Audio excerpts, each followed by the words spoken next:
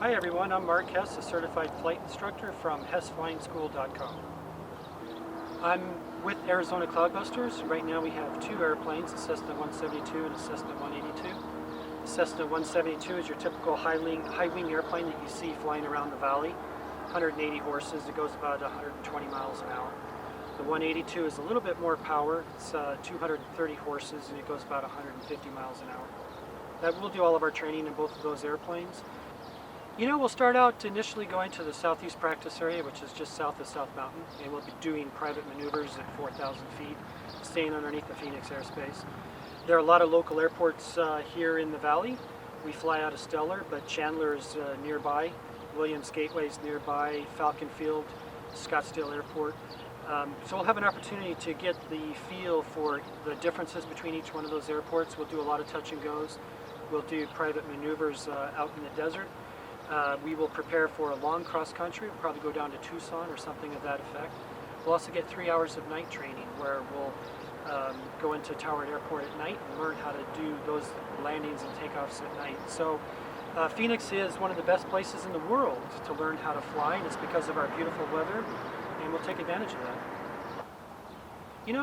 The FAA requires 40 hours of instruction. That's the bare bones minimum. The average student completes it in about 65 hours of training.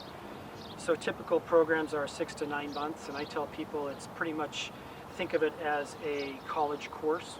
It's going to have homework. It's going to involve 2 or 3 hours of study each night, plus we'll probably want to fly 2 or 3 times a week.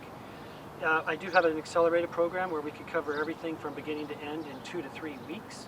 However, my suggestion is, like all learning, it's repetition and it's thinking and planning that'll get us farther along to becoming a proficient pilot.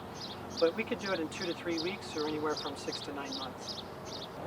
I do have test preparation, and the FAA does have a high standard. As you know, after 9/11, things have changed, and the FAA is much more strict in the way they monitor student training, as well they should be.